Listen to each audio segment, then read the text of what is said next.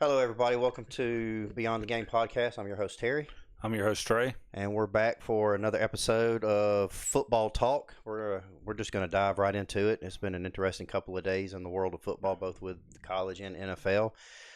Just going over some quick news with college. Texas Tech's starting quarterback, Mr. Morton, will be starting Saturday. He's been out with a leg injury, or he got injured last week. He was considered doubtful, but it looks like he's going to be playing tomorrow. Alabama's lost a defensive lineman for the season. He got hurt in practice this week. Their defensive lineman, Beeman, is out. So they're going to use a redshirt freshman and a sophomore to fill that hole and that gap on the defensive line for Alabama this week. It's going to be a rough year for Bama fans here. But we know they got more problems than just the defensive line. They got way more problems. We'll talk about that when we get to them. I think the biggest news, though, is going to be that the NCAA voted to go to a single football transfer portal window for the season. So they're eliminating the spring window, and the transfer portal is going to start on January 2nd of 2026, and it's going to run for 10 days. So just to stay in that news, to me, it did not fix the main issue that is in college football at the moment, because you're still going to have guys on playoff teams or teams that are about to play in the national championship that have to opt out of the national championship in order to enter the transfer portal. I think what they should have done is moved it to the spring if they're going to just have one. Maybe it's kind of a plug and play, see what works this year, what doesn't. But overall, it did not fix the issue for key players having to sit out of games Right. in order to enter the transfer portal. Well, Texas was a key example of it last year. Yeah. Where a star player has to sit out of a semifinal playoff game because he wanted to transfer. Because he wants to transfer. Yeah. Well, and the national championship game is in January, so why not start it the day after the national championship's over with and go 10 days from there? That puts you out through the end of the month. Exactly. So then that way you don't have to worry about the spring. You're done by the end of January, so then everybody's got February and March and April to recoup and get ready for spring ball. So, and I know the one kind of thing they've been combating is like you have early signing day out of high school, and also you have national signing day out of high school, and that kind of affects the spring transfer portal as well, how many scholarships you're going to have on the roster for the next year. Right. Yeah. I don't know what the fix is, but something has to be done to where teams can keep their star players looking into the playoffs and looking at the national championship game. Yeah. Also on the same side, it's like you don't need to hurt the kids that need to go somewhere else. Right. I agree with that. Prime example of this is 3 years ago, A.D. Mitchell leaves Georgia after the national championship game to go to Texas. Mm-hmm. He had a daughter that lives in Texas, and he wanted to be closer to her. Right. At that point, like, you can't penalize a kid for wanting to make life better. Yeah, you can't. And the transfer portal, and I'll just go ahead and throw it in along with NIL, is going to be something that we're going to be continuously talking about while we do these shows, and not only on our show, but everybody's shows out there. I mean, this is a topic of conversation. It's a hot topic of conversation that's going to continue to happen until a fix is discovered and somebody comes up with a good idea or something that everybody's going to be happy with to get that done. So I know it's not football, but I don't know if you've seen it in the news this week where Kawhi Leonard, basically in the NBA, mm-hmm. has been working for a shell tree company in order to make another $23 million no-show job, basically that doesn't affect the salary cap. I'll pull up the source here in a minute, but basically that affects all of sports because you wonder, is it in football? Right. Is it just in the NBA? Right. Or is it just one player, just one team? Mm-hmm. How many of these team owners that have billions of dollars are escaping the cap by, hey, I'm going to offer you $200 million, but I'll give you another $100 million here if you sign this basically no-show job. Right. And one other headline, I just saw this. Apparently, more than 8,300 NIL deals worth $80 million was just approved by the College Sports Commission. And that $80 million is going to a total of 28,342 students that have signed up with whatever that platform is that they use to monitor that amount of money. That's a hell of an amount of money. I got my source here. obviously it's been posted on ESPN, NBA. I do know the initial report was out of an investigative journalist. Kyle, I don't know how to pronounce his first name, to be honest. Oh, Kyle Leonard. Yeah. Signed a $28 million for no-show job to circumvent the NBA salary cap. NBA doesn't have a salary cap. Basically, if you go above a certain range, you're just in a luxury tax. I guess they didn't want to pay the quote-unquote luxury tax. So, $28 million just for not showing up somewhere. I wish I could get paid $28 million and not show up somewhere. The thing is, though, is when stuff like this happens, even if it's not in football, it makes you question the integrity of the sport. Like Michael Parsons just signed the highest non-paid QB contract in the NFL. Well, I'm not saying it's happening, but how much is he making outside of football on a no-show job? Yeah. So there was a correction on that amount. It was previously reported it was $80 million. It's now been updated to $44.4 million. So for the NIL? Yeah. So not $80 million, but $44.4 million. So I guess that's a $40 million difference there for somebody. But yeah. So, but with that being said, Carson Beck made like $5 million this year. Yeah. There's reports, but it's somewhere between 5 and 8. Yeah. I know David Portnoy that owns Barstool Sports. He offered like $5 million for this freshman QB at Michigan to come play at Michigan. His top 3 was like Michigan, Georgia, and then somewhere else. And obviously, Portnoy is a huge fan of Michigan and comes up with the money. I think you're going to see a lot more of that. Yeah, and I think as time goes by and these kids come out of high school and they go into college, they're going to be making more and more money. And at that point, I'm a firm believer that if you take the money, then you have to pay for your own education. If you take the scholarship, then you only get your money's capped, and then that you can't transfer until after 2 years. I know me and you have talked privately about it, but just to bring it on to the pod, when you look at college football, maybe the 0.1% of these kids playing college football are going to make it to the NFL. Mm-hmm. So I do believe if you're the starting QB for Georgia or Texas A&M, Ohio State, teams like that, and you're selling $3-4 million worth of jerseys a year, you should reap the rewards off of that. Mm-hmm. A prime example is like Johnny Manziel.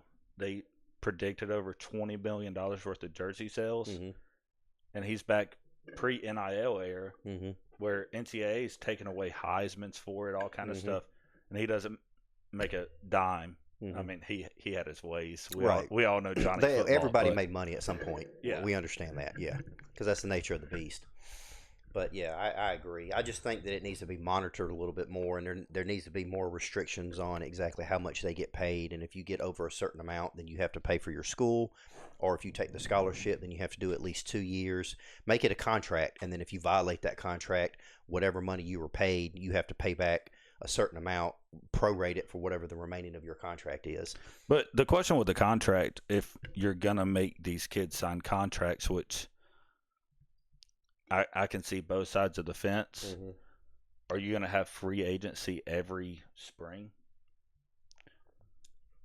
Because if you're on contract and you have a really good player, I have a really good player, but I could use him better on my team. Well, I mean, that's what the transfer portal does now. Me as a head coach, am I going to have the ability to, hey, I have this kid on contract, but I'll trade him to you? Is it just going to be a minor league NFL at that point? I mean, honestly, that's what I think college football is going to, if you think about it. I mean, you look at the Power 5 conferences versus the Group of 5 and the amount of money that Power 5 make on their own versus the Group of 5. I mean, Group of 5 gets television exposure, but in the end, I think the Power 5 is going to be a basically minor league college or minor league to the NFL, and then your Group of 5 is going to be minor league to whatever. I mean, which JUCO's been that for years, right? And I think that's where we're headed. You see these dudes that come out of JUCO that you want to talk about getting it out like the mud. That JUCO route. If you've watched any shows on the JUCO route, what the biggest one is like what was on Netflix a couple years ago, Last Chance U. Mm-hmm. I Yeah, don't know if you tuned into it. I watched a couple of them. Yeah. Those dudes were rough. Oh yeah. That you're in college playing football, trying to get the grades, Mm-hmm. and I'd honestly say watching that show, they probably practice harder than half of America in D1 football. Oh yeah. Yeah, I agree. Obviously, I think we could go on for hours We talking could. about these Yeah, issues. yeah, we could. But we got some big week 2 games to get into tonight. Yeah, we do. Just real quick to cap tonight's games, Boise State and Eastern Washington are still playing, but Boise's up 37-7 on that one. It doesn't look like there's going to be a problem there. Louisville beat James Madison in a struggle on their part.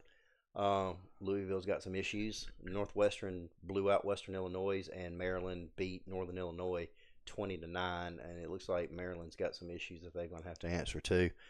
But moving on to tomorrow, Saturday, there's a couple of games around noon. We're looking at Iowa and Iowa State, and then Baylor and SMU are probably the two biggest noon games. But, back to the Maryland Northern Illinois game. Mm-hmm. Don't forget, this team beat Notre Dame last year.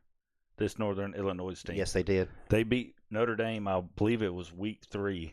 Yes, they did. So at Notre Dame, wasn't it? It was at Notre Dame. Yeah. Now, Northern Illinois is from the MAC, mm-hmm. so they're not. I mean, it's a group of 5 schools, so it's not like you're playing an FCS school, right? So, and that win last year at Notre Dame. That's the type of win that keeps your head coach hired for 3-4 years. Oh yeah, 100%. That pushes your program forward a ton. Well, who was it? App State that went into Michigan and beat mm-hmm. Michigan at home, however many years ago. Yeah, I mean it happens. I mean there's a couple of times. I mean it's happened to every big school. Somebody has lost to either an FCS school or a Group of 5 school because they just didn't prepare for them.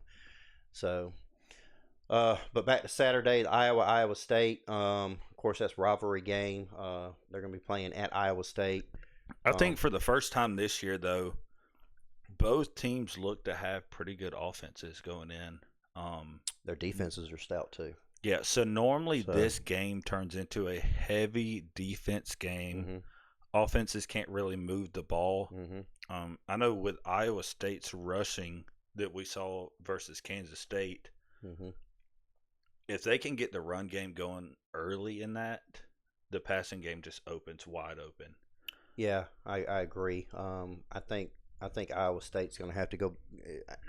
They're going to have to control the line of scrimmage. They're going to have to be able to move Iowa's defensive linemen or their front 7 around in order to get that run game going to set up their passing. Because if they become one-dimensional, kind of like how they did in that Kansas State game where they were both them and Kansas State just couldn't get a rushing attack going until the fourth quarter when Iowa finally started pushing the Kansas State's defensive linemen around. If they get like that, then I think Iowa is going to have an opportunity to win that football game. And of course, then it's a rivalry game, so it's going to be big for them. And that's what I think in this game normally. I'm gonna watch it, but it's normally kind of like paint drying, to be honest with you. Just heavy, deep defensive game. The line did open for this over under at 41. It's moved 2.5 points in the last 3 days. I get all of my not predictions, but projections of money and spread lines off Pickett. For that game, Iowa State actually has 60% of the bets and 69% of the money going towards their spread, which is 3.5. 61% of the money is going under. I think that's just historically. It's kind of like betting the under for the Navy-Army game. Right. Out of 10 games, it's probably going under 8 of those times. I would not touch it this year just because we've seen Iowa State be good, but I don't think Kansas State's defense was a great test for that program. No. And also, we've kind of seen some letdowns come out of those big games overseas. Yeah. Last week was kind of a warm-up game again for Iowa State. Off of Kansas State, this is their first true test. Yeah. We'll see how they react in that game as well. Yeah. The other noon game is going to be Baylor and SMU. Obviously, Baylor's coming off of that loss to Auburn. which at times was a good. Baylor had some good moments. Baylor's issue, like every Big 12 team, it seems to be, is my offense is going to score more points than your offense, and we're going to win the game, and they don't really focus on defense. SMU ranked number 17. SMU, they surprised everybody last year making it to the playoffs, winning the ACC. Their first year in the ACC. They did not win the ACC Oh, last they did year. not win the ACC. Clemson won the ACC. Won ACC. They played Clemson in the ACC. Mm-hmm. I apologize. Clemson actually knocked them out. Knocked them out. Last Yeah, year. yeah, that's right. But I think SMU is going to win this game. I think they got too many playmakers for Baylor to have to deal with on defense, and I think SMU's defense is better than Baylor's defense. So I see SMU winning this game. The next 12 o'clock game moving into is going to be Indiana versus Kennesaw State. I'm actually excited for this game. I think Kennesaw State actually keeps it close. The spread's at 35.5. Mm-hmm. This is the same Kennesaw State team that just lost to Wake Forest by 1 point. Yes. That does not mean I think Wake Forest is a good team this Right. year. They picked up Robbie Ashford out of Auburn. The fact that kid is still in college football is beyond me. That kid is terrible. Yeah, And I say kid, he's like 25. He's Yeah. done 6 years in college, and I've yet to see him move the ball down the field. every time, But anytime anybody says his name, Auburn fans just cringe. Yes, it is not completely his fault either. No, Because No. if you watch that Wake Forest Kennesaw State game, they maybe threw the ball past the line of scrimmage twice and a half. Right. I've never seen play calling that terrible. But also it goes into why aren't the coaches trusting you to throw the ball downfield? Like Right. they've obviously seen something in practice. But at that point, why recruit him? Why bring him to the school? Right. Like he had 2 years at Auburn to develop, played at Auburn, played in big games at Auburn. Why even go get him? Well, be honest, Wake Forest is not recruiting the best players in the country. No. Wake Forest is a basketball school and a baseball school, more so baseball than basketball. So, I mean, they're the Vanderbilt of the ACC. Which probably the So- best quarterback Wake Forest has had is Sam Hartman Mm-hmm. before he transferred to Notre Dame. Mm-hmm. But I do think Kennesaw State keeps it close in this game versus Indiana. I don't see Indiana covering 35.5. Yeah. Indiana doesn't look that sharp on offense. Their defense looks pretty good, and Kennesaw State looks to have a pretty decent defense as well. Even I think Wake Forest's game plan was to come out and rush the ball, and Kennesaw State shut that down and made Robbie Ashford have to throw the ball. Yeah. And if you Well, they did the same as thing at watching Auburn. It's the same Yeah. thing as watching a Georgia game, though. You Yeah. got third and Bobo. Yeah. He's gonna throw a screen. Yep. That's basically all that game Yeah. was. Yeah. You have Kent State. The spread on that's 48.5. I wouldn't touch that game just with that big of a spread. Yeah, and I touched on it earlier. Morton, their Texas Tech starting quarterback, is going to be back from his leg injury. He's only thrown for 201 yards and 4 touchdowns this year in that first game before he got hurt. But I think if he hadn't got hurt and he continued to play, he probably would have put 400 yards up because we know Texas Tech, they're run and shoot. They're going to throw the ball all over the place. And they've got a good group of receivers down there. They actually got a pretty good running back with Dickey. He put up 13 carries, 90 yards in that first game and 1 touchdown. If you get Texas Tech going with their run and shoot, not only throwing the ball but rushing the ball, that is an offense that is going to be extremely hard to stop. And I think this is just going to be another warm-up game for them against Kent State before they get into Big 12 play. So next game we're going to move into, just kind of picking off big games. NC State plays Virginia at 12 o'clock this weekend. mm-hmm. NC State's picked by -3.5. Virginia had a pretty good game this past weekend. I didn't watch it. I didn't see any highlights from it. I know Virginia has been in the rebuilding phases for the last couple of years. So I do think that NC State will probably win that game, but I think it's going to be close. I don't, because it's an ACC game. It's a rivalry game for them. I think it's going to be a lot closer than what most people probably think. The next game we're going to get into is Pittsburgh versus Central Michigan. Pittsburgh looked damn good week 1. They're picked by 22.5 this weekend. I would take that spread. I think they win by at least 30. Yeah, Pittsburgh's quarterback Holstein, he threw for 215 yards, 4 touchdowns, 1 interception. Pittsburgh's also got a pretty good rushing attack. Central Michigan's got a good running back in Biggins. He rushed for 18 carries, 102 yards in their game. And then I think Pittsburgh's going to win that game. Central Michigan, they're coached by Jim McElwain, former Florida coach. The Chippewas, they typically win 7 or 8 games every year, but I don't think this is going to be a win for them. I know also in the 12 o'clock slot, Syracuse is looking for a bounce back against UConn. Mm-hmm. Syracuse is actually picked by 6.5. I'm going to be honest with you. If I'm a Syracuse fan, it's hard to come out week 1 and go play Tennessee. Yeah. That's a tough task there. Especially playing in Neyland Stadium. Right. Neyland Stadium. I mean, that's just, first game of the year, yeah. I think they bounce back against UConn though. I think UConn will keep it close up to about halftime, but then Syracuse depth is probably going to come out and show. Mm-hmm. Now UConn's a good football team, but they're a good Group of 5 football team. Right. So I mean, it is what it is.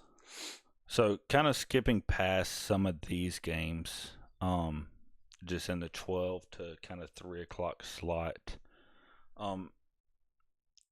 Not really saying it's gonna be a close game. Oregon's picked by a lot, but I think Oregon gets their first kind of true test against Oklahoma State at 3:30 this weekend. Yeah, Oklahoma State's one of those teams you just never know what you're going to get. I mean, sometimes they show up defensively and sometimes they don't. Sometimes they show up offensively, sometimes they don't. So I guess it just really depends on who shows up that day. They're going to Eugene to play. Eugene's a tough place to play when you play Oregon at home. I will say, after watching last weekend's Oregon game, I'd be comfortable taking them at 28. They hung, I think it was 62 last weekend. Yeah. Insane offensive play. Yeah.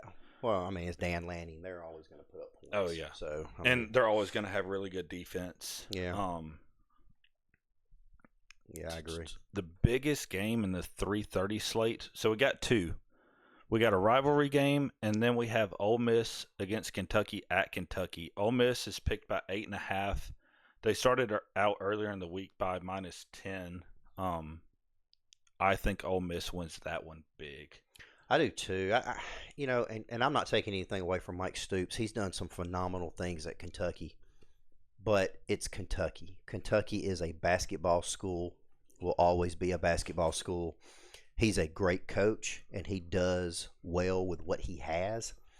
Their defense is going to play Ole Miss tough through the first half, but I just think that Lane Kiffin's adjustments after halftime and Ole Miss's depth from a recruiting standpoint are just going to be too much for Kentucky to win this football game. And I think with Kentucky's youngness on defense, Lane Kiffin has an ability to expose secondaries. Yes. If I run high tempo offense, pass the ball, and I'm making first downs and I can go high tempo, I'm going to have your defense gassed by the second half. Oh, yeah, 100%. It's probably by the end of the first quarter, to be honest. Yeah, and it's the beginning of the season. These guys are nowhere near the shape they're supposed to be in yet. You typically don't see the shape really start getting in until about the 3rd or 4th game of the year. Because there's a big difference between in shape and football shape. Yes. Even the NFL guys talk about it like it takes them till about week 5 to really be ready to play football. Well, when you're practicing, that team is not going to run as fast as the team that they're running the plays for from defense and offense. So you just can't recreate that. And you got dudes here trying to get paid next year. Mm-hmm. They're going all out every play. They ain't taking a play off. I agree. Saw a funny podcast last year where Campbell was basically doing a media press. It was like, Man, if a defensive lineman gets one sack a game for 12 games, they're going to be a first rounder. If me as an offensive lineman, I give up a sack 12 games, I'm going to be working at Amazon. Yep. That's true. Oh yeah, 100%. Everybody's just trying to get paid. Biggest rivalry game this weekend coming up is Missouri versus Kansas. They don't play too often, but you talk to any good Missouri fan, they hate Kansas. Yeah, I think this is going to be a high-scoring affair. I don't think we're going to see a lot of defense in this game. I think the team that makes the most mistakes, and what I mean by that is penalties and turnovers, is probably going to be the one to lose this game. I think both quarterbacks are probably going to throw for over 300 yards apiece, if not more. I think there's going to be a couple of receivers that are going to be up there with receiving yards. I think the running backs will have maybe 50, 60 yards rushing, but I think, this ball is going to be slung all over that field. So I kind of see a different take. I think that Missouri has the ability to slow the passing game down of Kansas and force them to run the football. At that point, I kind of see Missouri taking an early lead and just kind of walking away with it. Yeah.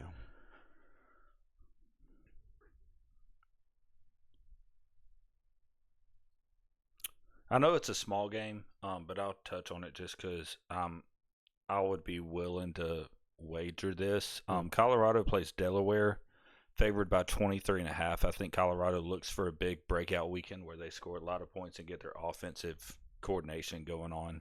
Yeah, this is Delaware's first year in the FBS, coming over to Conference USA. So they haven't been here long enough to be able to get the recruits that they need to be competitive. And when you're playing, again, group of five playing a power five, we know that Deion's going to have their boys ready to bounce back from that loss. And I see them hanging plenty of points on Delaware just because they feel like it. So let's see. Navy and UAB at 3:30. UAB is going up to Annapolis to play Navy.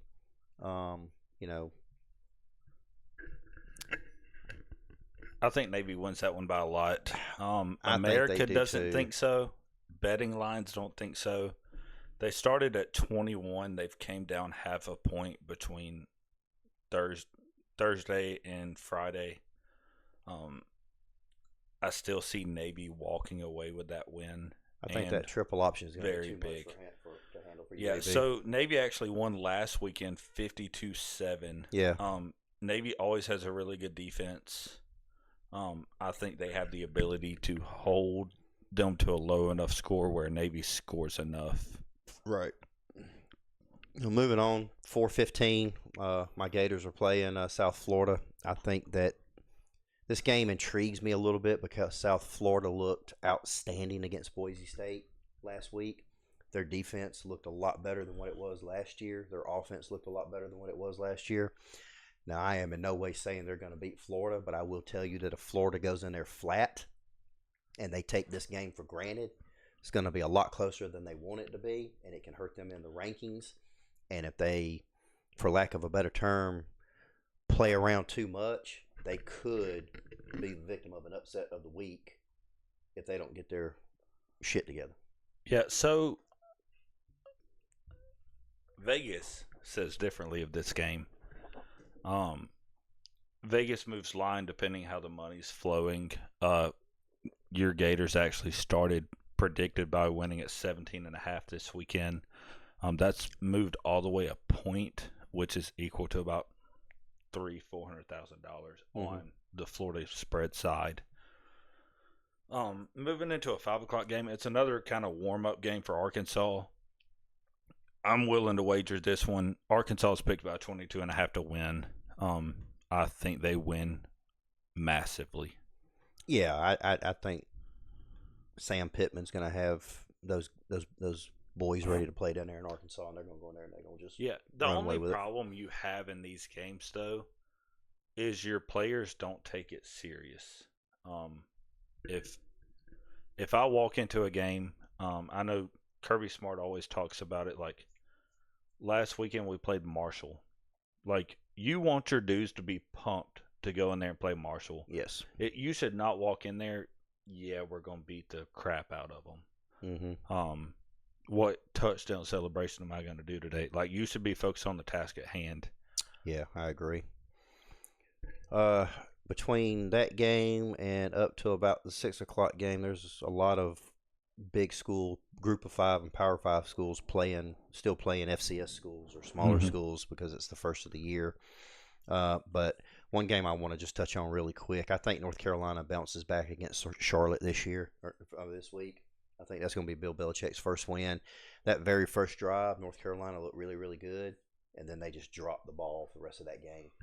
So, Was it just me, or it looked like Bill Belichick just really didn't give a shit in last week's game? well, I mean, that's what he always looks like. I mean, he's always looked that way on the sidelines, But I like, think.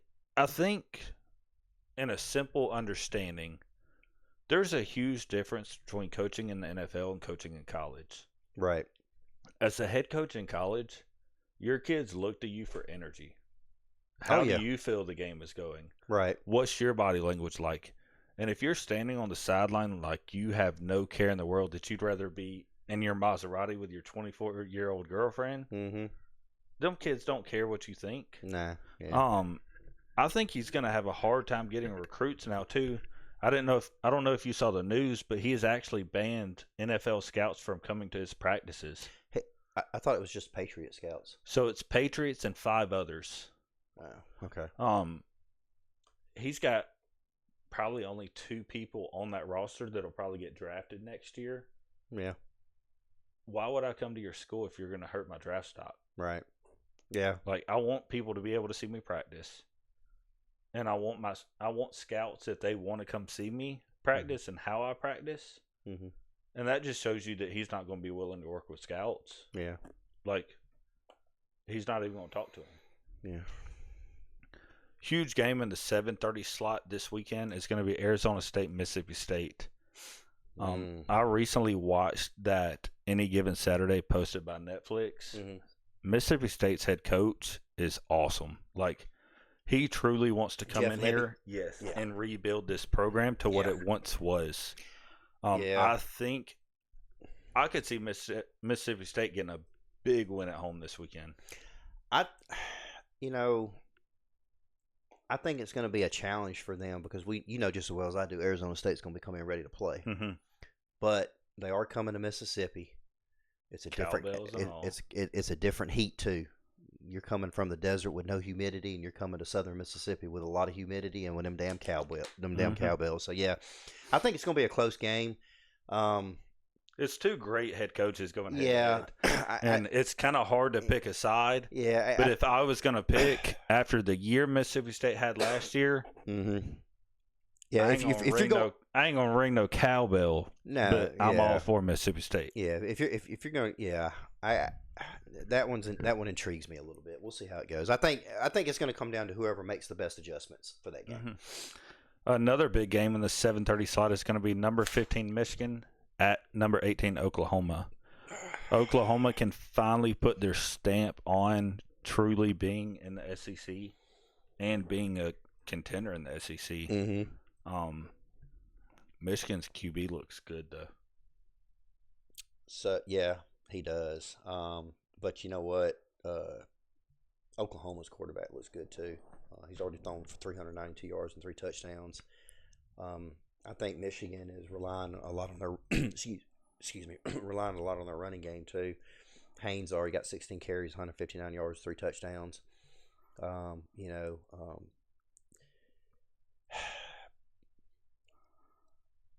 It's going to be hard for Michigan to beat Oklahoma at home. But if they do win that game, it's going to be because their defense gets them an opportunity to win that game. Mm-hmm. So that's what I think. Vanderbilt and Virginia Tech. This game intrigues me a little bit too because a lot of people are big on Vanderbilt this year. Not necessarily to make a college football playoff run, but at least to win maybe 8 games, maybe possibly 9, get to a good bowl game. Virginia Tech's got some issues. I watched their game last week. They had some bright moments, but when they play in South Carolina, ball. But they shot themselves in the foot with penalties and turnovers and a lack of execution. They cannot do that against Vanderbilt because you know just as well as I do, if that happens, Vanderbilt is that team that will come in and just catch you by surprise. So I know we're not really going to discuss a game just because it's not a big one. Alabama plays UL Monroe. How do you kind of feel about watching Bama last weekend? I think Florida State came out and punched Alabama right in the mouth, and Alabama didn't know how to respond to that. And I'm gonna go ahead and say it: the Nick Saban era is over. He is not coming back to save Alabama's season. But I'm going to go ahead and tell you, you can tell there is a huge cultural difference at Alabama right now. It is a huge discipline difference at Alabama right now. I don't think that Coach DeBoer has the attention of the players the same way that Nick Saban had when he was there. And it's just a different style of coaching, and I get it. So I'm kind of glad you bring that point up because I have a different viewpoint on the discipline of college football right now. And you see a younger coach come in. Let me just say, Alabama fans on Facebook right now in absolute shambles. I think it was like 2 minutes after I don't even think the game had ended yet. I think we were in halftime, and I was seeing like Facebook posts of, "Oh, we got to get rid of this sorry ass head coach." Mm-hmm. Oh yeah, they want DeBoer gone. Yeah, he's got no discipline. It's a $70 million buyout. We're gonna start a GoFundMe. But just hear me out on this. How can I run a disciplined football team when you can leave tomorrow and make another $3 million not playing for me? When I paid you to be here. Mm-hmm. And NIL is always going to exist. We've already kind of opened Pandora's box into that. Mm-hmm. I don't expect it to go anywhere. But I think as fans, we have to realize that you're not going to see the sit and wait that you used to. You're not going to see the discipline in teams that you used to. Mm-hmm. Unless you're super deep in talent. Right. Like Ohio State. Ohio State's team is very undisciplined, but very task-oriented. Mm-hmm. And I think that's the way Ryan Day coaches. Now, Kirby still gets to run his team disciplined because when he recruits you, that's the expectation. Mm-hmm. You're not going to get there and change his expectation. Right. I think Kalen DeBoer in his second year, this is the year where he has to set his standards of a football team mm-hmm. for his recruits to know coming in. Yeah. Someone the other night had a tracker on like lollygagging and was like, "Oh, this would have never happened in the Saban era." It's a different era. Yeah, I mean, like Nick's not there anymore. No, he might still be in the building. Yeah, but that is Kalen DeBoer's team. Yeah. I would love nothing more than to watch Alabama go 0-12. I cannot stand Alabama. I hope when Georgia plays them here in 3 weeks, we beat the absolute brakes off of them. But as a fan of college football, I think it's the wrong move in a second year of a head coach. After the first game of the season, we're going to pay his buyout. Yeah. We're going to pay $70 million. Yeah. But who else are you going to go get? Well, and that's the thing. And no one wanted to fill these shoes after Saban. Right. Like, because they knew exactly what they were coming into. They knew exactly what was going to happen. Exactly. And everyone called this when Kalen DeBoer was hired. That if you don't win 10 or 11 games. At Alabama, it's national championship or bust. Yeah. And it's, I'm going to be honest with you. It's a lot of unrealistic expectations. It's a lot of fair weather fans out there that have been on this bandwagon since the Saban era. And all they care about is how big can we win today? And even it pissed Saban off so much in like media interviews of, if you don't win by 42 this weekend, we want you gone or you failed. Yeah. Like last time I checked at the end of the year, when you look at ESPN scores, as long as it says a W beside that game, who cares? Yeah. Well, and here's the other thing too.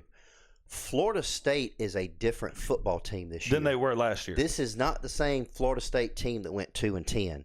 I don't know what Mike Norvell has done other than going to get a new offensive coordinator and a new defensive coordinator, but he has gotten. You know who his offensive coordinator is, right? Gus Malzahn. That used to beat Saban's ass at Auburn. Right. So, but what I'm saying though is that not only did he go get a new offensive coordinator, a new defensive coordinator, he has gotten those kids down in Tallahassee playing.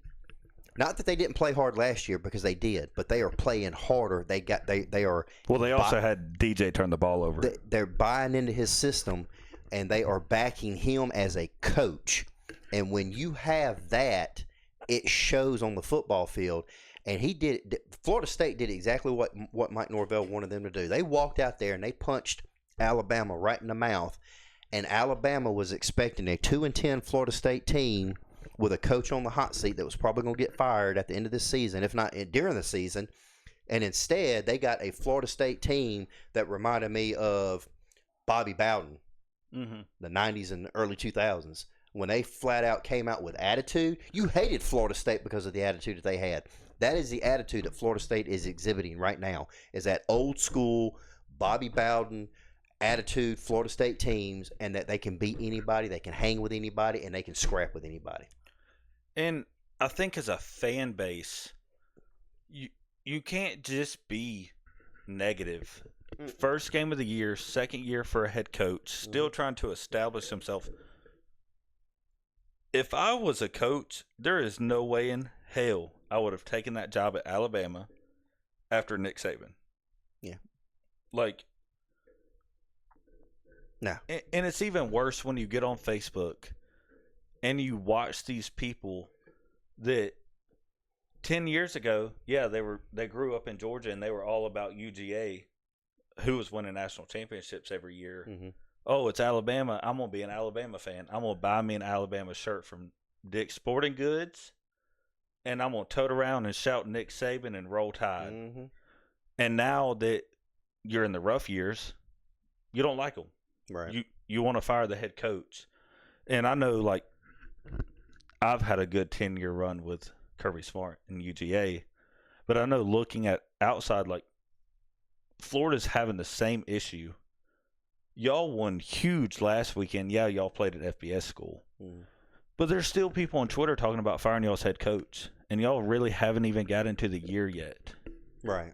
Like, well, and it's one of those things, you're not going to be able to make everybody happy, but you also got to understand, like you said earlier, what's out there to replace them right now. I mean, Dan Lanning's not going to leave Oregon. Kirby's not leaving Georgia. Kirby's not leaving Georgia. Ryan Day's not leaving Ohio State. Norvell's not leaving Florida State unless he's fired. But if he turns the season around, I guarantee you he's probably not going to go anywhere. The new head coach from Michigan, isn't leaving. Deion. Deion's not going to leave Colorado unless it's a right fit for him. And I honestly think if Norvell does leave Florida State for whatever reason, that's where Deion's going to go. If Deion leaves Colorado, Brian Kelly's not leaving LSU unless LSU decides to get rid of Brian Kelly. So you're not. I mean, and some of these offensive coordinators that are really good, they're making head coach money. Mm-hmm. So why would you leave? So it just, you got to be careful. You got to give these guys time. We talked about it last week and the week before with Shane Beamer. Look at what South Carolina's doing by giving their coach time. South Carolina's got a great football team. Mm-hmm. They're going to be competitive this year. They're going to win 8 games probably. They're going to punch some people in the mouth. They're probably going to win a couple of big games that everybody's got them pegged to lose. But there's that's also you're giving him time. There's also a difference though in South Carolina to these other teams is, except for Spurrier, South Carolina's never really had those high expectations. Well, Spurrier and Lou Holtz. Yeah, so if you hire a coach that comes in and can win you 8 or 9, 10 games, like, as a fan base, you're going to kind of be satisfied with that. Mm-hmm. Well, now, like, you have Alabama, which has had national prominence in winning national championships and being in contention every year. Yeah. To every Bama fan that may watch this show, at least give him 3 years. Yeah. Let him install his own system. Yeah. I think Florida's head coach is kind of coming into his way. Yep. And I think y'all are actually going to have a really good year, except for November 1st. With that being said, the last two games we're going to talk about: San Diego State, Washington State, and Stanford and BYU. Those are on West Coast times. Those are the late games at 10 o'clock. Washington State's picked to beat San Diego State, and BYU's picked to beat Stanford. Washington State and Oregon State are the only two teams left in the Pac-12, which, next year they're picking up a few teams. That conference will be back. I think Stanford still has some growth to do. Yeah. I don't see BYU having an issue with them. BYU's going to lose that game. So. With all these college football games in mind, it's kind of time to get excited. This is week 1 of NFL football. It is. Which we will discuss when we get back from the break.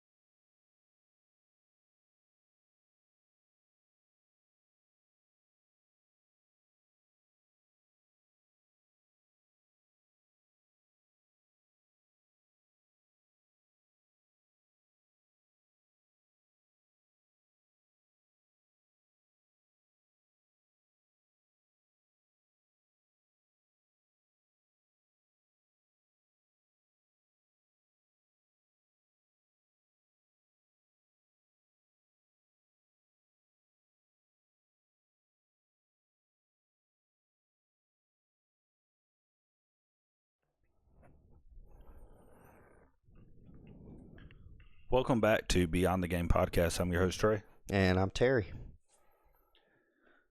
Sounds like we got some exciting news to jump into out of the NFL. Yeah, there's not much. Micah Parsons for the game against the Lions with Green Bay. Apparently he's been limited in practice for some reason. And he may be questionable for that game. So, he leaves Dallas, gets a hell of a contract, and then gets hurt and may not be playing. So he was injured prior to getting that contract. Was it back? Yeah, he was out of practice and going to see a specialist for his back. No one kind of really knew if it was bull crap or not. Yeah. Apparently seems to be legit. I guess, because now they're saying he's questionable for the game. Pittsburgh and the Jets. Hayward might play for Pittsburgh against the Jets. I know he was coming back from an injury. He's still questionable at this point, but they're saying it's looking good that he may play in that game. The Giants, they say that Neighbors will play, but Thomas is unlikely to play due to an injury. Myles Garrett is good for the opener for the Browns, and McCaffrey for the 49ers has still not practiced, but he tells everybody he feels good. I feel bad for whoever drafted that guy this year. So I wasted a 1 overall pick last year on Christian McCaffrey in fantasy. Yeah. So I don't know if you've read up on it or not. Did the Saints pick Spencer Rattler to start for them? Or what's their kind of QB one situation looking like? They were still having a quarterback battle between Rattler and what's that kid's name? I'm sorry, I can't remember his kid. Hang on, I'll find out. Why don't we talk about the Eagles and Phillies game and tonight's game, and I'll find out about the Saints. Eagles Phillies game, the Eagles Cowboys game ended up 24-20. Looked like a very high scoring game until the Lightning moved into Philly. I think it was like 6 minutes to go in the third. Mm-hmm. Cowboys had just fumbled on like the 6. Eagles picked it up. Starts raining. Game, like there's no score the rest of the game, and it ends 24-20. They actually scored. It was 21-20 going into halftime. Mm-hmm. So they scored 41 points. The over-under was 48 in that, or 47.5 in that game. Eagles come out, kick a field goal in the third, and then no scoring the rest of the game. So I'm sure there's some quite pissed off NFL fans today that are bettors. I will tell you, I was impressed with Dallas last night offensively. Dak Prescott looked really good. He looked like the old Dak Prescott from a couple of years ago. Whatever they've done to get his hamstring squared away appears to be working because he was extremely mobile in the pocket. He was working the pocket. He was making good throws. His offensive line was blocking for him. They scored 2 touchdowns in the first quarter running between the tackles. Mm-hmm. They did not score one. They had issues scoring touchdowns running between the tackles last year. CeeDee Lamb also went off 7 receptions for 110 yards. Turpin was also really good. Did you watch the hit towards the end of the first half on Fergie in the end zone? Yeah, I thought he was dead. That was. But also on another standpoint of like, what's the safety supposed to do? Let him catch it? Yeah. Like the momentum was carrying him in to a player that's already going down. Well, like, and I think what the issue is it wasn't so much that it was the hit. I think it was the forearm that hit him in the head. Mm-hmm. If he had not hit him with the forearm and just his thigh had hit him in the head, I don't think he would have caught a penalty on that. I think the fact that he kind of led with his forearm a little bit is what pulled that flag. Also, big news out of that game. I don't know if you saw it. Jalen Carter gets ejected before the first offensive play. Yeah, because he spit on Dak Prescott. So there is a video coming out today of Dak actually spitting at Jalen first. So it's kind of you get paid $40 million to play football. Yeah, and someone spits on the ground in your direction. Like I feel like that's one of those you kind of got to turn the other cheek. Yeah, that was just childish and immature on both of their parts. Whatever transpired, there's no place for that in football at any level, to include Pee Wee all the way up through the NFL. You're a man. Be a man. Turn around and walk away. I mean, seriously. Let's grow the fuck up. So it is what it is. Tonight's game. Now, I did not get an opportunity to watch tonight's game, LA and Kansas City, because the NFL sucks and decided to put the game on YouTube. Yeah. Like every overseas game, and fans are expected to spend $700 this year to watch NFL. Roger Goodell is a dumbass. So, I do know that Kansas City lost, and I do know that they had an injury tonight that affected. I think Kelsey collided with somebody in the end zone or something like that. Is what I saw. I hope he can't walk down the aisle. So he's not hurt. The other guy's hurt. But I guess if you run into somebody as big as Travis Kelsey, it's going to be that way. Like Travis Kelsey. Yeah. That has turned into a sideshow. Yeah. Oh, Worthy. Xavier Worthy out for the game after injuring his shoulder. Yeah, he ran into Travis Kelsey, so he missed the rest of the game on the third snap of the game.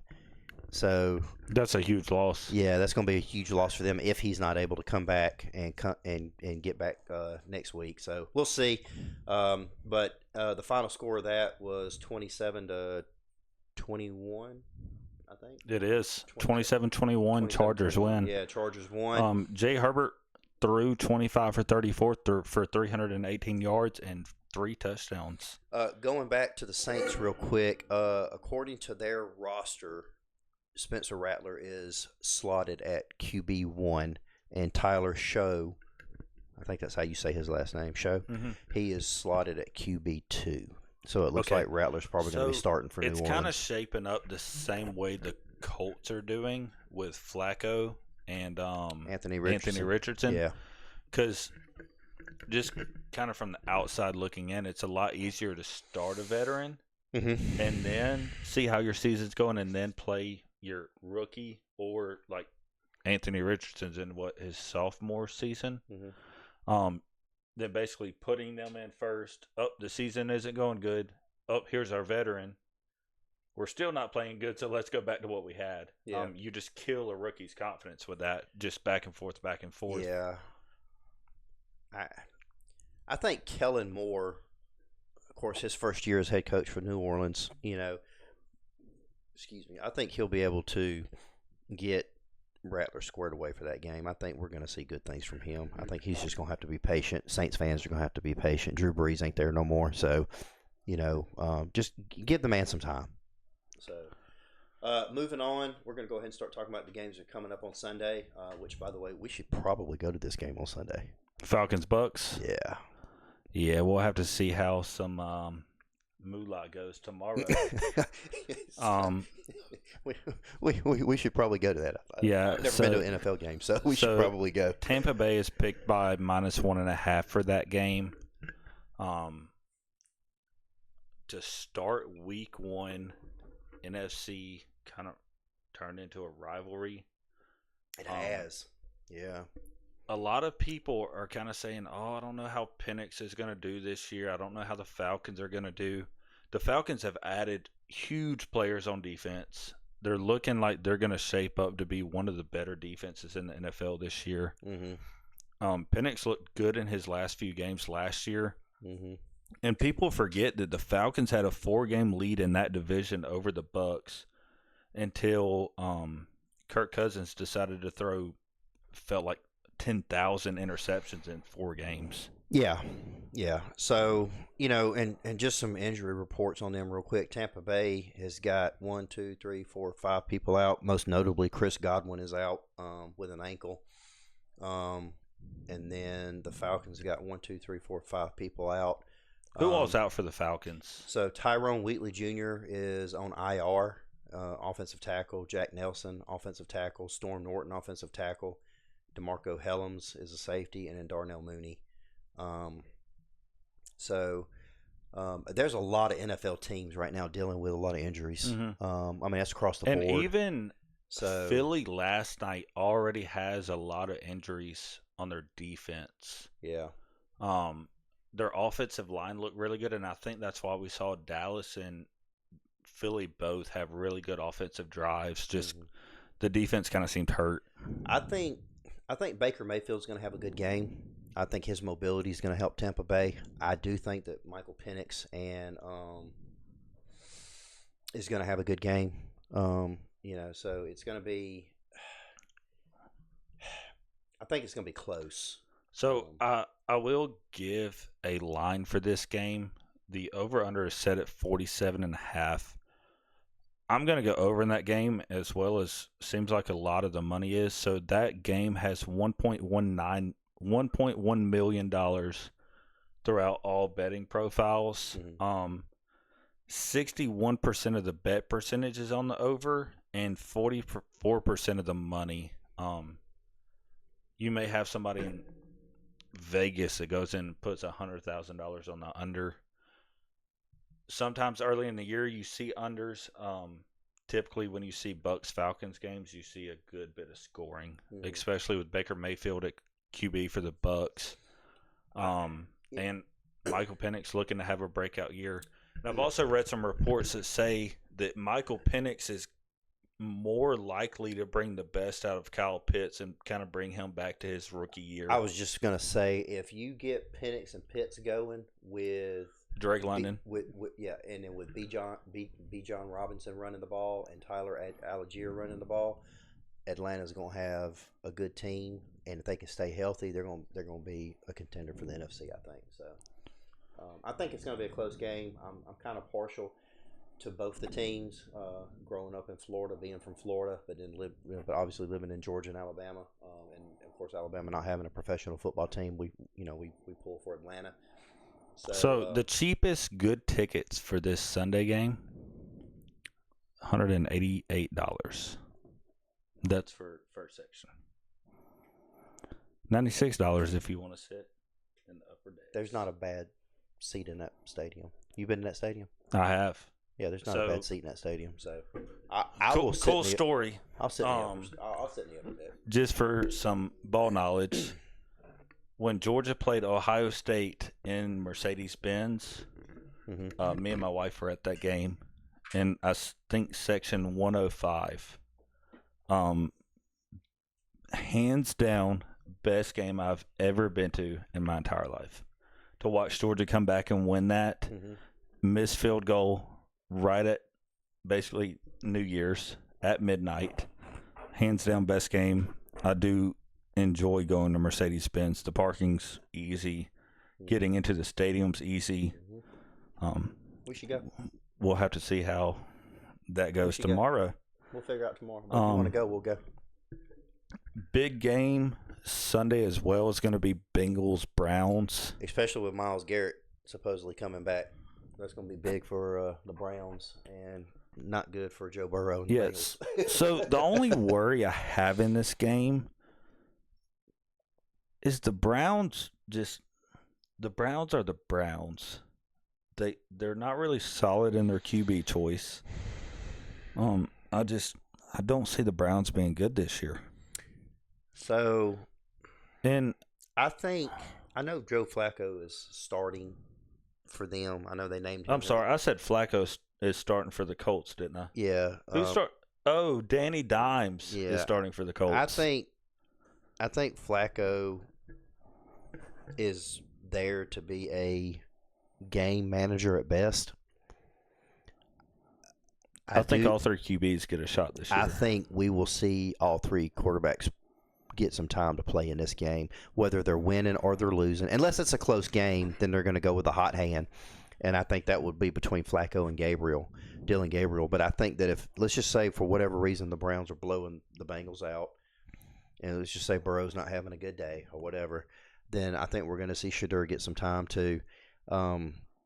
I know they named Joe Flacco their starting quarterback, but I don't think that's set in stone. I think if he goes out there and he's not moving the team, or if they're not doing well, I think he's going to be on a short leash. I think he's going to get pulled, and I think we'll see Dylan Gabriel next. And then if he's not, then I think they'll just rotate through him until they find somebody that can get the team moving. Yeah, another good game we got here is the Dolphins-Colts, which brings me back around to Danny Dimes. Signed that huge contract with the Giants. Poverty organization, by the way. Just hot take. Daniel Jones is. But I feel like this is the year if the Colts want to become a talking point, this year is the year. I think Daniel Jones, yes, he's starting. I think Daniel Jones is on a short leash, and I think we will see Riley Leonard at some point. But kind of a talking point that I've seen lately that I kind of want to bring up on our pod here is people are saying like, oh, well, Riley Leonard offers a dual threat because he's a running QB. People must forget that like 80-yard run Danny Dimes had a couple years ago. Mm-hmm. Danny Dimes is the same way, can be dual threat. Yeah. And I think Miami, Miami's got Quinn Ewers, Tua, and then Zach Wilson. So you automatically know with the Dolphins, you're going to see QB 2 or 3. Yeah, I think Tua's not going to stay healthy through the whole year. Yeah, I don't even know why he's still playing football, honestly, with as many concussions that he's had.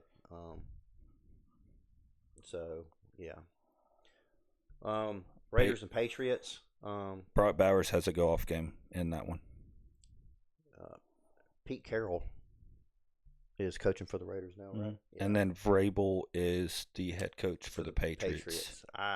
that game intrigues me a little bit. I've always liked Pete Carroll as a coach, even his days at USC, his days at Seattle. He's always been a great coach.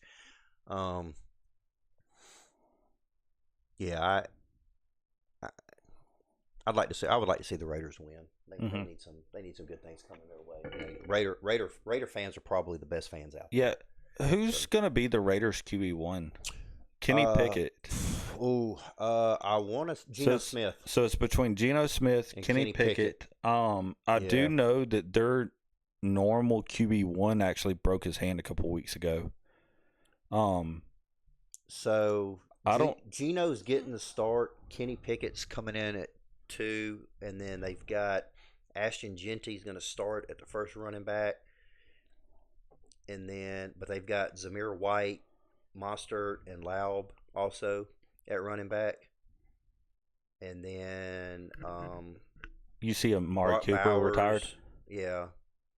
So I think we're going to see a lot. I think we're going to see a run heavy offense for the Raiders this year, like they did in Seattle when they had Marshawn Lynch. Except for when they're on the 2-yard line in the Super Bowl. Yeah.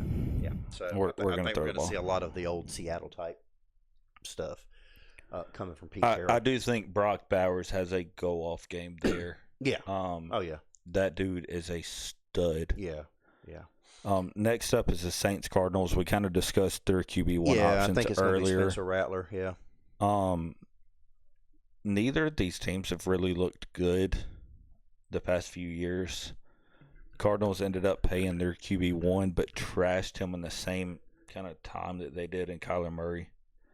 Yeah, and their backup is Jacoby Brissett so it's not like they've got an option.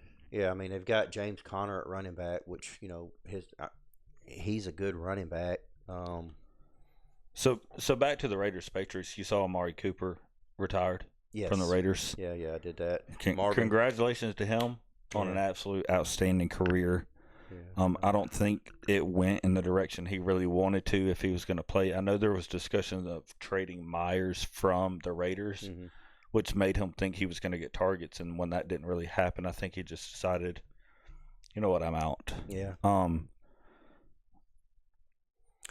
Kind of into the Saints Cardinals game, like we kind of discussed that a little bit. I don't know. I think the Saints win just because they're at home and they're in the Superdome. So the Saints are actually an underdog in that game. Yeah. Especially with their unknown QB kind of deal. But if anybody can scheme offense, it's going to be Kellen Moore. Mm-hmm. So I think that's going to be the ace in the hole for them. So big game out of the 1:00 slate. Obviously, we had the Bucs-Falcons game.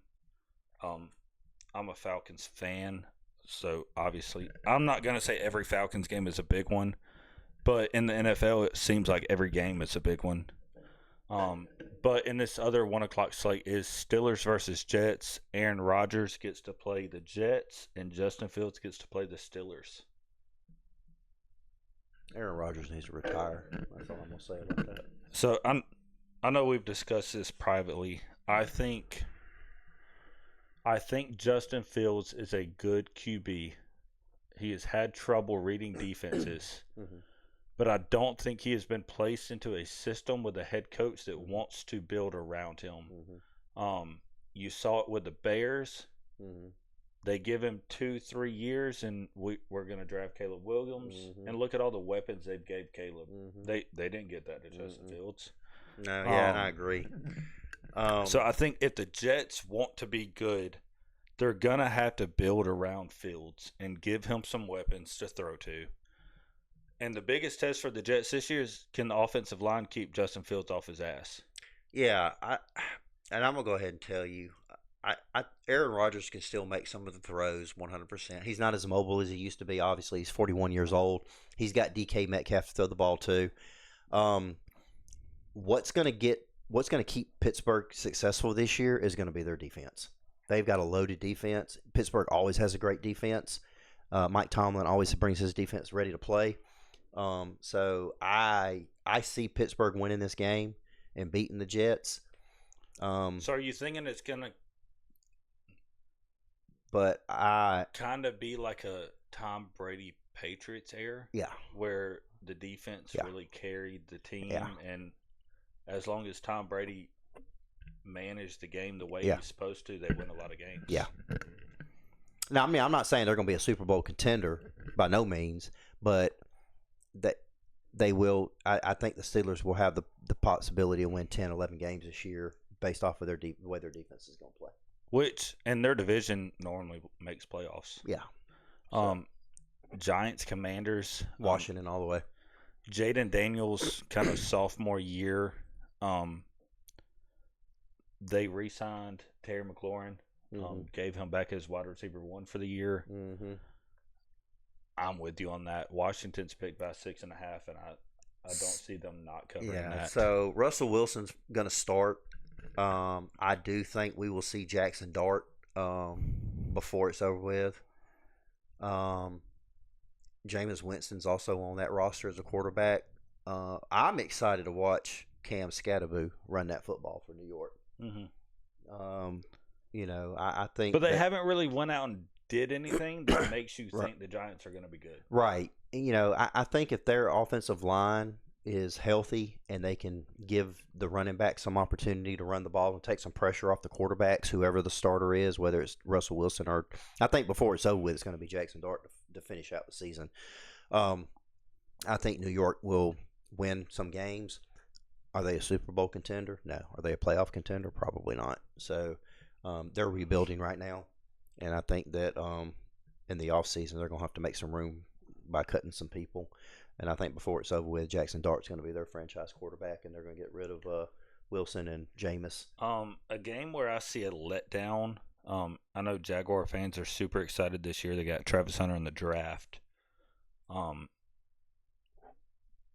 Just in my honest opinion, I don't see him being a game changer for Jacksonville. They had a lot more issues than just picking up a CB4 and a wide receiver 3. Yeah, so a lot of the issues with Jacksonville is going to be across the offensive line and keeping Trevor Lawrence off of his ass. The other issue, too, is Travis Etienne has been hurt the last 2 years. Tank Bigsby from Auburn, he's second running back, but he's also been struggling with injuries. I think Panthers win that game. I'd like to see. I'm a Jags fan. I'm from Florida, but I just don't. I don't know if they're going to be as successful as a lot of people want them to be this year. There's a lot of questions. Let me put even it like towards that. the end of last year, when you kind of saw a quarterback exchange, a lot of people were saying, "Oh, Bryce Young's showing he's the bust that everyone thinks he is." When he got back in that game, or back into games, he ended up being pretty good. I think for him to have a great junior NFL season, third year, and I'll look for the Panthers to win that game. The next one's going to be Titans-Broncos. We get the first chance to see Cam Ward take snaps in a live NFL game. Yeah, I think Denver wins this game.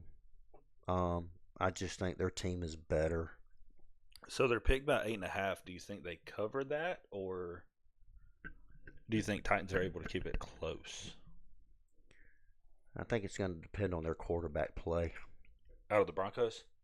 No. Or out of the Titans? Titans. They're just not the same without Derrick Henry. They got Van Jefferson at wide receiver. They got Tony Pollard at running back. I mean, yeah, Cam Ward is their starting, and he's a dual threat guy, but he can't run the ball 30 times a game. You know what I'm saying? And he's only got one really. I mean, he got Shamir Dyke to throw to as well. And they got a couple other guys that, Tyler Lockett, Calvin Ridley. I mean, Calvin Ridley's 30 years old.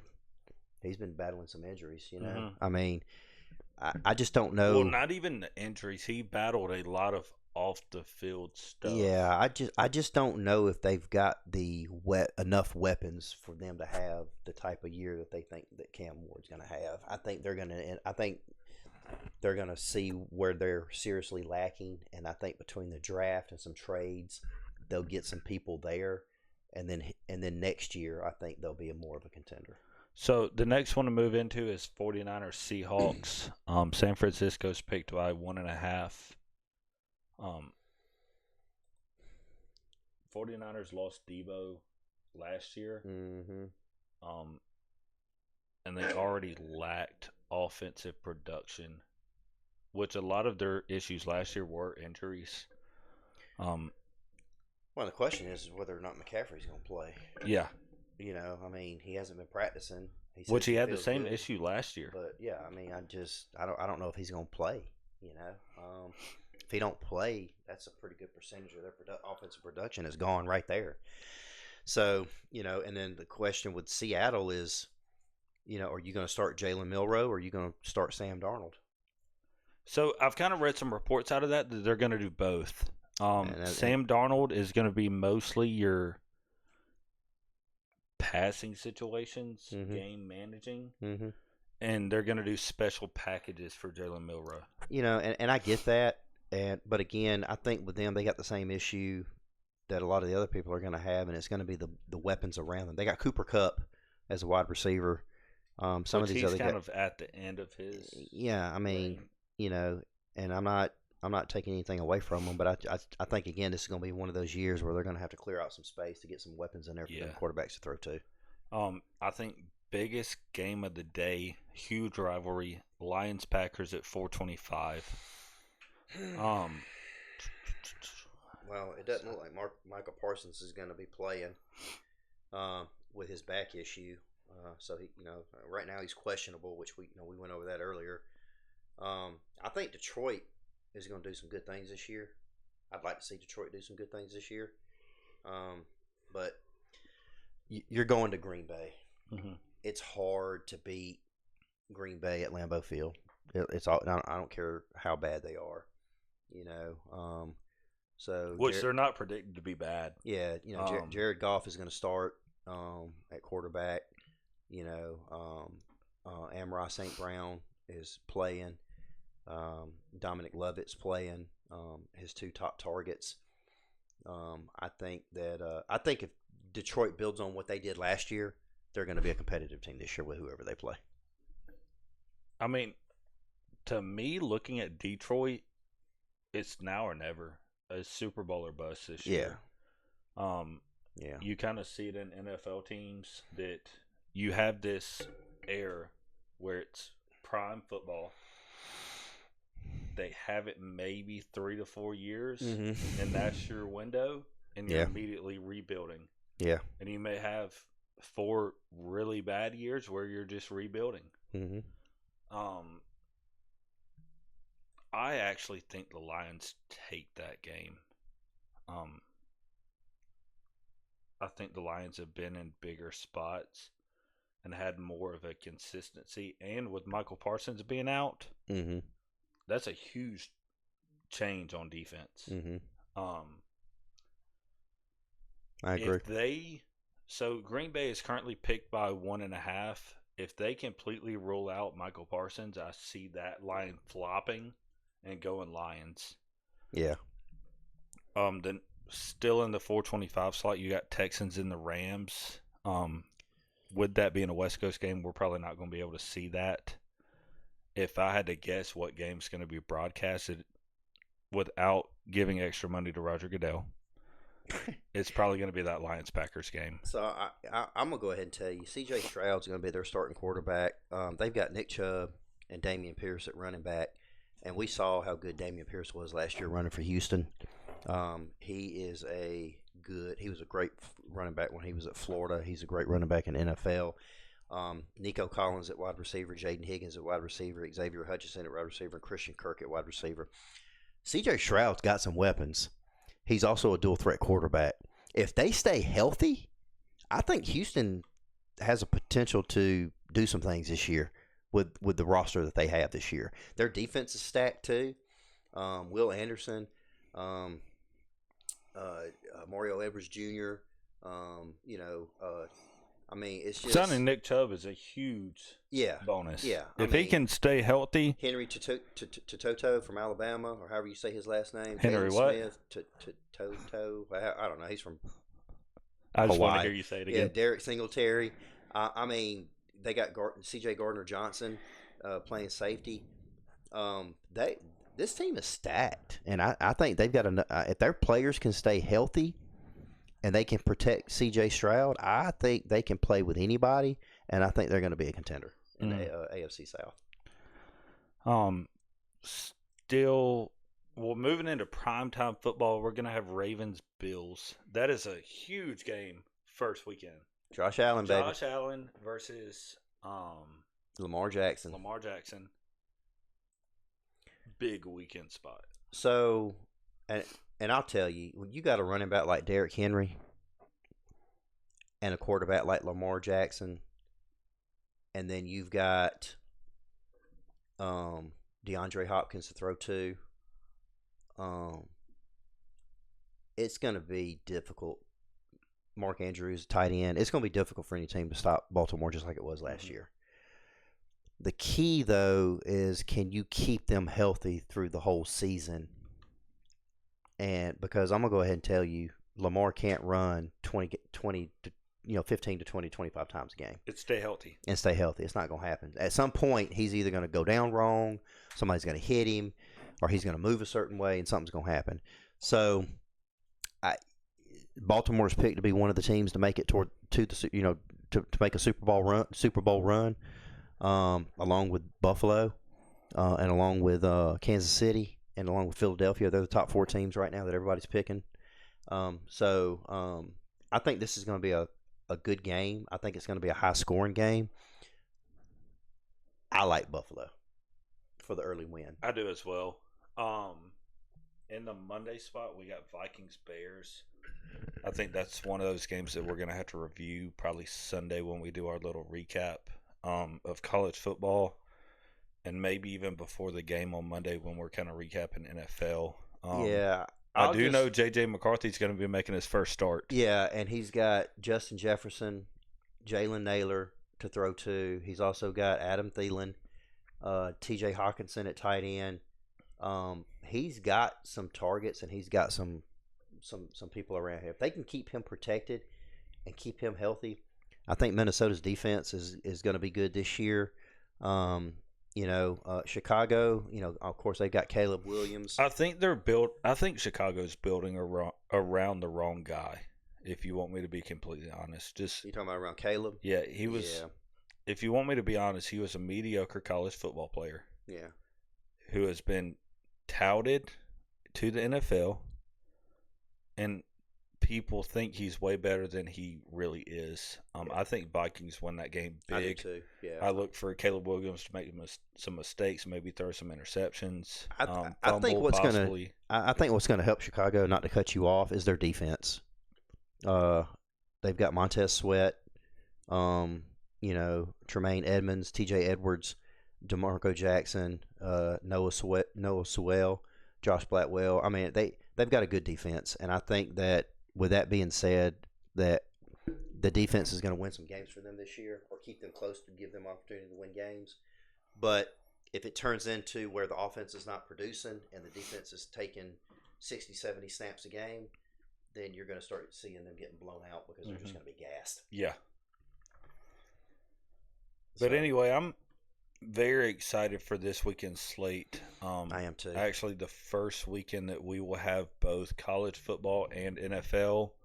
We're getting into that time of year where you have football Saturday, Sunday, Monday, Thursday, and Friday. Yes. Coming up towards the end of football season, you'll kind of get into hockey where you have games those in between where you have Tuesdays and Wednesdays to watch hockey, and every other day is football. To me, best time of the year. Oh, yeah. Yeah, I'm excited. I can't wait.